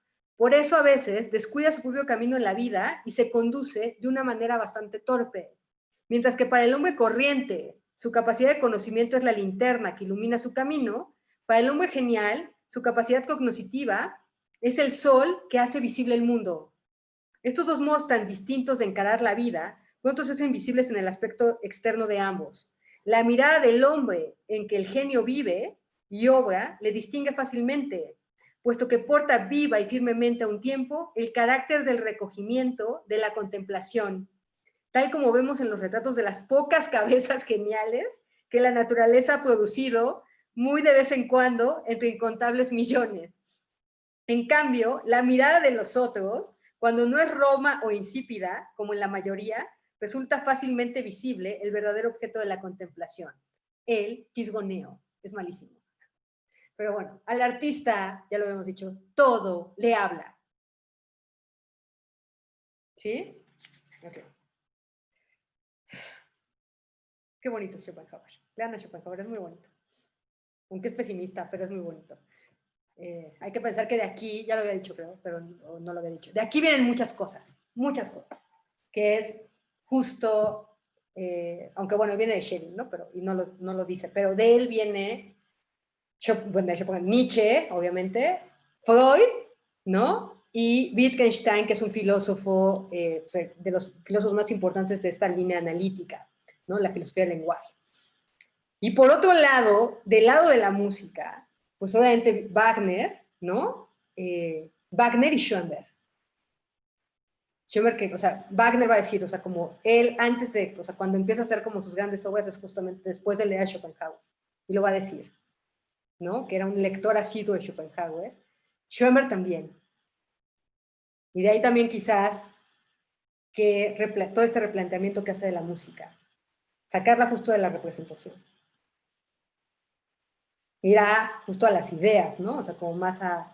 Creo que justo tiene que ver mucho con este gesto de lo que va a ser en Schoenberg lo atonal, o sea, viene también mucho de acá. Ok, ¿qué más? ¿Isaac?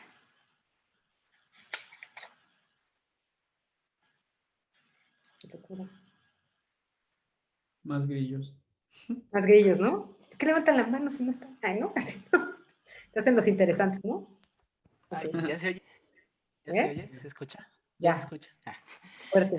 Decía que si la representación, perdón, si digamos en este caso la descripción del genio de como el espejo del mundo, también se refiere a él cuando habla sobre esta persona que se deja como sublimar, no sé, por la naturaleza, ¿no? O sea, que pierde como sentido de momento, del tiempo, de tal, porque, digamos, se deja absorber por esto. Entonces, digamos, es como la misma persona, o bueno, comparten algo de lo mismo, estas dos figuras de las que habla. Y sí, pues es que es lo mismo, porque justo, ¿de dónde saca la idea el genio?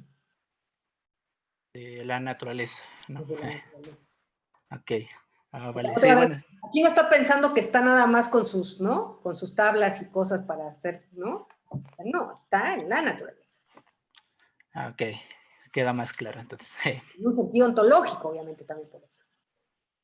¿No? No es una idea que así como, no es una idea que está nada más, o sea, como dentro del lenguaje, dentro de la representación, sino justo si está en la voluntad, ¿no?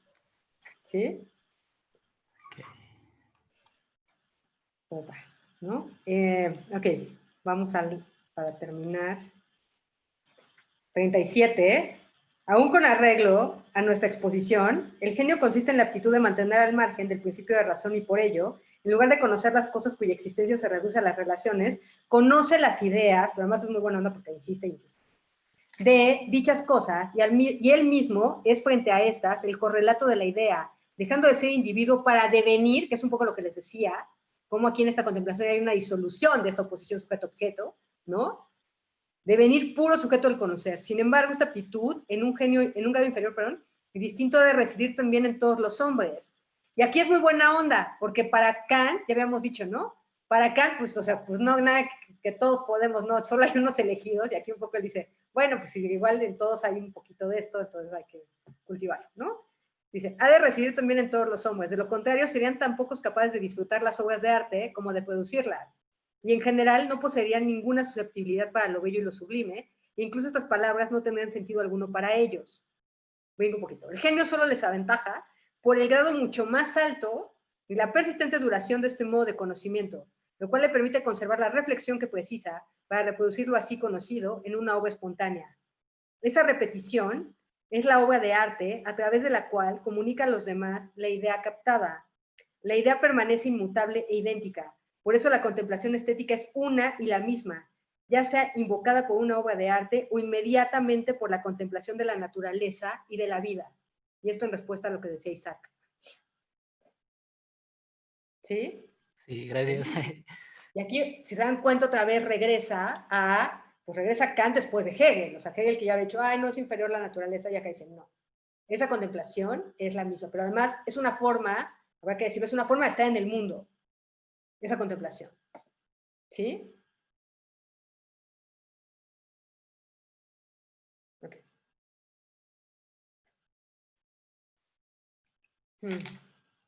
Ok, ¿qué más? ¿Ya?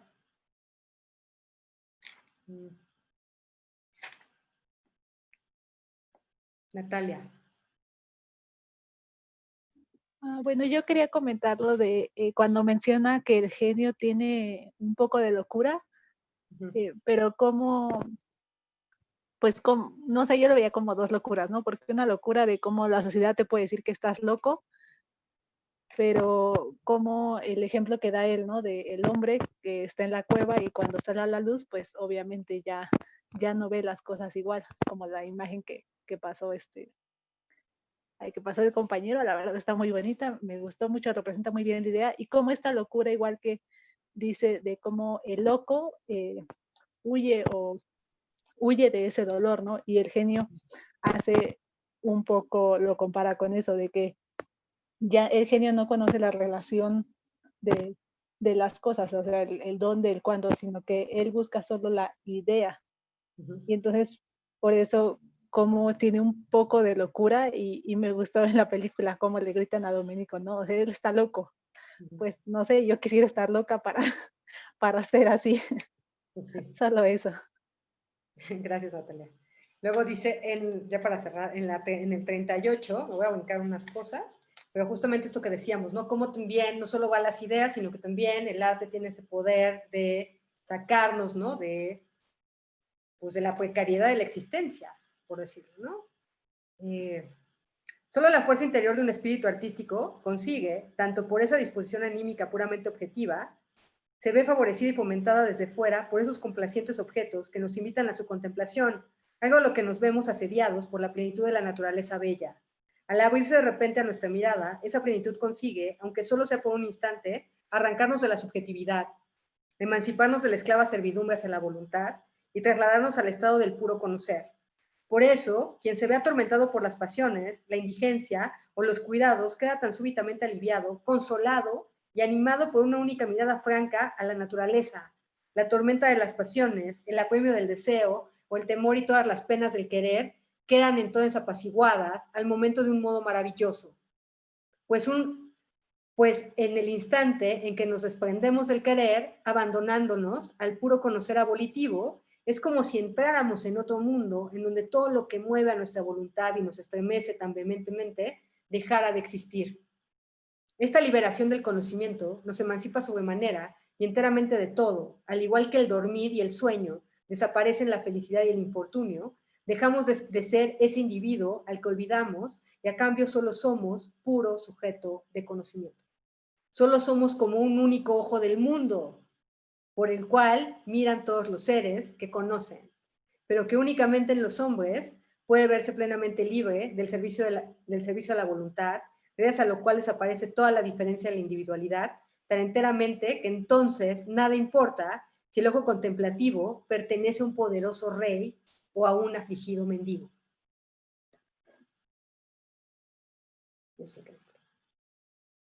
sí, ahí nos iguala, ¿no? O sea, justamente esta contemplación estética, ¿no? Nos iguala, nos libera y nos iguala. Nos devuelve otra vez a este ser uno con todo. Ahí sí hay democratización, pero es una democratización ontológica. Podemos sentir lo mismo. Fernando. Ya. Pues ahorita con lo que leyó, bueno, con este y con el anterior que leyó, pues yo lo relacioné ahorita con Beethoven, que pues que todos pues tienen esa como esa capacidad para, digamos, para contemplar la voluntad, pero pues nada más el genio como Beethoven pues puede pues como contemplarla por mucho más tiempo y hacer una obra maestra, ¿no? Y esto pues yo lo veo en la novena con esa melodía pues tan sencilla que tiene, que pues básicamente pues casi todos conocen, ¿no? Y realmente pues sí está súper fácil, pero pues no sé, o sea, se me hace como tan puro que a pesar de ser tan fácil, o sea, llega a todos no porque sea fácil, sino porque precisamente conecta con, con esta onda como pues ontológica, ¿no? Y pues obviamente pues no, o sea, a pesar de que todos podemos apreciar eso, no todos podemos hacer la novena, ¿no? Nada más Beethoven. Exacto. Sí, sí. Gracias, Fernando. Esteban. Como dato curioso para Fernando, Bueno, dice que tengo aquí a la mano una lectura que dice que este cuarto movimiento se tienen documentadas unas 200 versiones hechas por Beethoven y literalmente él escribió que ningún músico puede elevarse a la altura de su poesía. Bueno, se me hizo interesante porque Fernando estaba diciendo que no cualquiera, que como una melodía tan sencilla. Bueno, pues tan sencilla que tuvo que hacer como 200 para llegar a esa. Claro, pero también eso, o sea, como que también, también hay una idea ahí que es interesante, ¿no? Como algo que puede ser como en la sencillez, o sea, como la sencillez, o sea, siempre, o sea, como esta cosa como que tenemos al revés, ¿no? Como que tiene que ser como súper complicado para que entonces diga algo, y es no, o sea, como, o sea, una flor no tiene que complicarse, ¿no? Es como también entender esto, ¿no? Que una forma simple también puede expresar el todo. O sea, no necesita una complejización, ¿no? También en la simpleza está como, ¿no? Que eso es lo más difícil también. Lo más difícil es eso. Quitar todo lo que sobra y quedarnos con lo simple y a partir de eso simple, ¿no? Expresar todo. Que es, otra vez, eso está, lo vamos a ver en algún momento, o sea, lo que está en las cuevas paleolíticas. Lo que hace alguien como Miró, o sea, hacer, ¿no? Lo que hace un Kandinsky, ir a la línea y el punto, quedarnos con, porque también por eso adelantaba lo de Schoenberg, ir con los 12 sonidos, o sea, nada más, o sea, como, ¿para qué necesitas como, ¿sí? O sea, es interesante, o sea, creo que ahí hay una cosa que habría que pensar. Bueno, Eric, gracias, Esteban. Sí, justamente ahorita que mencionas eso de lo sencillo, me recordó a Arvo Pärt, que toda su obra es como, pues no sé si decir minimalista, pero tiene ese sentido de que es muy sencillo, pero bueno, no sencillo, sino no tiene figuras muy, muy complejas, ¿no? Digámoslo así, en su música, pero aún así sí tiene una gran dificultad y un pensamiento ahí muy, muy profundo, ¿no? Muy en esta línea, porque es otro que, pues, que es un iluminado, o sea, tú le ves la cara y es lo que dice, justo cuando estaba leyendo esto que decía Schopenhauer de que se da uno cuenta de la mirada del genio, porque es esta mirada profunda y así, justo pensaba en Arvo Pärt, ¿no? O sea, que lo ves y que está el hombre iluminado, ¿no? Y que justo también está en esta línea de que la naturaleza, Dios, la música son lo mismo. Es una misma línea, ¿no? Bueno, preguntas, chicos, ¿no? Ya, sufrimiento, ¿no? Bueno, la próxima vamos a leer el 52, que es el de la música. Les voy a subir un texto que escribí yo y me gustaría que alguien expusiera lo que sigue de la imaginación sonora de Liszt. No se avienten, ¿no? Para su evaluación. ¿Y quieren película o no quieren película? Ok, la pianista de Haneke. Va muy bien con Schopenhauer. Haneke, ¿no? La pianista. Este es el nombre del director. Perdón, ¿podría repetir del 52 cuál es? El 52. La lectura es el parágrafo 52 del mundo como de representación. O sea, lo que Sí, estamos es que me confundí, lo siento. Y les voy a subir un artículo que escribí yo justo sobre Schopenhauer. Y lo de Liszt, que alguien lo exponga. Pero todos lo vamos a leer. Alguien lo expone, pero todos lo leemos. ¿Sí? No se avienten. ¿Quién le va a Liszt? Ah, muy bien.